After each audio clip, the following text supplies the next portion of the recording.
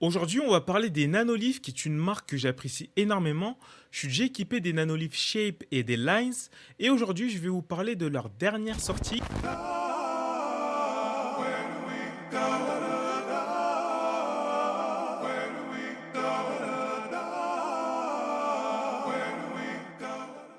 qui sont les Nanolife 4D que j'ai sous la main. Hop. Et donc, je vous dis ce que j'en pense tout de suite dans cette vidéo. C'est parti.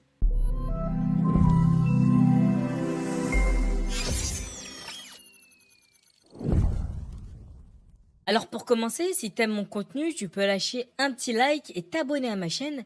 Je vise les 1000 abonnés, donc merci d'avance pour le soutien. Sinon, qu'est-ce que les Nanolife 4D? Bah de base, c'est juste une caméra qu'on va poser sur notre télé ou moniteur.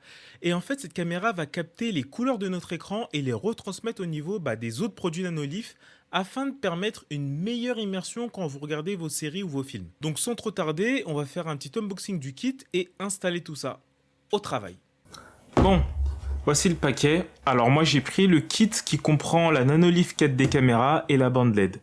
Alors on peut voir sur la boîte que c'est compatible avec Apple Home, mais si on regarde juste au-dessus de la boîte, on peut voir que c'est également compatible avec Google Home, Alexa, SmartThings et IFTT. Donc la bande LED qui est fournie donc dans le kit est compatible avec des moniteurs allant jusqu'à 65 pouces. Donc maintenant que cette petite présentation de la boîte est faite, on va commencer à déballer tout ça. Donc voilà tout ce qu'on a dans la boîte. Donc on va commencer par là. Ici on a le support de caméra. Donc c'est dans ce petit trou qu'on va rentrer la caméra. Donc on a également justement la caméra ici. Donc avec un petit cache où on voit donc la lentille. Hop. On a la bande LED. Ensuite on a le contrôleur de la bande LED. On a un chargeur. On a ici le kit de démarrage avec le QR code pour l'appairage. On a les autocollants pour la light strip. Et on a également ces trucs-là qui sont super utiles. Donc ça, en fait, c'est quoi?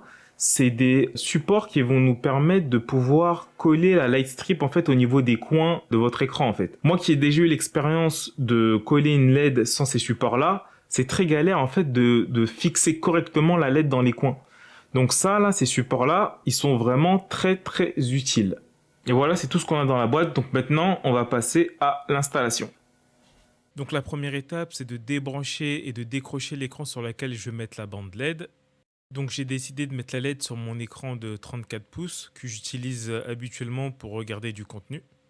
Donc la seconde étape consiste à mettre la LED tout autour de l'écran. Donc faites pas trop attention en fait aux marques qu'il y a derrière mon écran. J'avais des anciennes LED qui ont laissé des grosses traces derrière, donc je suis dégoûté, mais bon tant pis. Ensuite, pour la troisième étape, j'ai juste à remettre l'écran à sa place et à faire tous les branchements.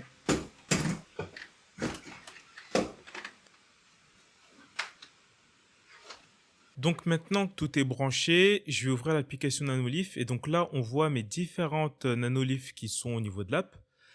Donc je vais cliquer sur 4D et on va procéder donc à la configuration. Donc on va commencer par le calibrage. Donc comment se passe le calibrage? En fait tout simplement les coins stratégiques, c'est les quatre coins de notre moniteur. Et en fait comment ça va se passer? C'est qu'on va régler chaque coin de notre moniteur et ça va permettre à la caméra de pouvoir en fait répartir les couleurs en fonction des quatre coins qu'on a calibrés. Donc ça va permettre de pouvoir mettre les couleurs qui sont en haut de l'écran en haut et les couleurs en bas de l'écran en bas en fait tout simplement. Donc la validation se fait bien sûr coin par coin jusqu'à qu'on soit satisfait de la calibration. Une fois que la calibration des quatre coins est faite, on va passer à un autre écran qui va nous permettre en fait de pouvoir étendre la zone de la caméra. Donc la zone tout simplement c'est la largeur de notre écran. Donc ce qu'il faut faire c'est prendre tous les petits points et les mettre sur les extrémités de notre écran. Donc moi je l'avais déjà fait, donc là c'est déjà très bien calibré, donc pas besoin de modifier les points. Donc maintenant ce que je vais faire c'est que vu que je suis déjà équipé de Nanolife, je vais synchroniser toutes les Nanolife avec la caméra. Donc j'ai cliqué sur Device et Position et donc j'ai juste à cliquer maintenant sur Paramètres et à activer en fait le screen mirroring. Donc là c'est déjà activé, donc c'est ok. Maintenant on peut totalement utiliser les Nanolife 4D. Donc vous voyez là sur les extrémités de l'écran les couleurs qui sont bien reflétées. Bah ça, c'est l'effet, c'est vraiment l'effet de la caméra qui va donc retransmettre les couleurs au niveau de la LED et je trouve que c'est vraiment très, très, très propre. Franchement, ça amplifie à mort l'immersion, je trouve.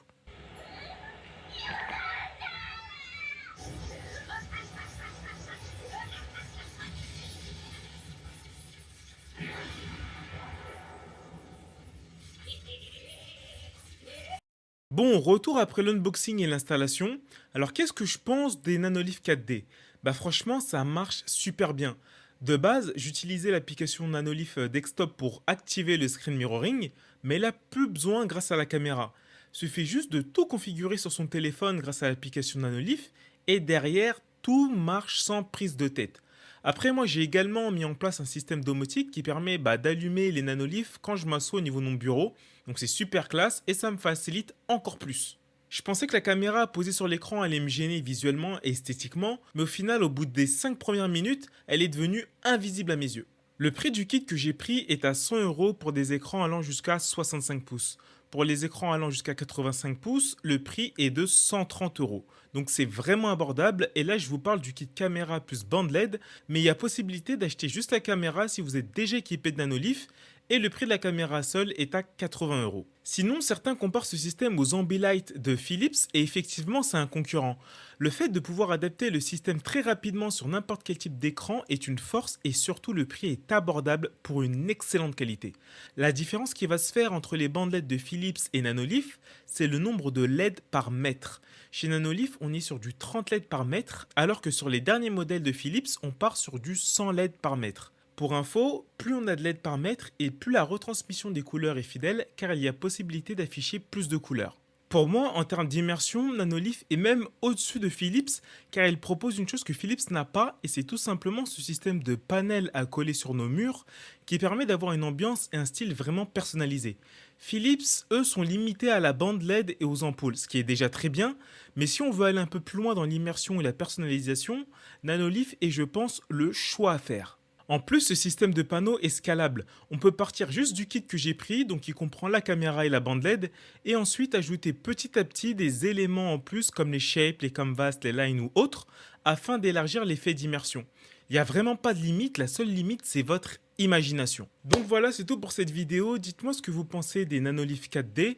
Sinon, c'est la première fois que je fais ce type de vidéo, alors dites-moi en commentaire si ça vous a plu et quels sont les éléments que je pourrais améliorer pour de futures vidéos de ce type. Et pour ceux qui seraient intéressés par le kit que je vous ai présenté, je vous mets le lien en description. Et voilà, sinon, likez, partagez et surtout abonnez-vous à la chaîne.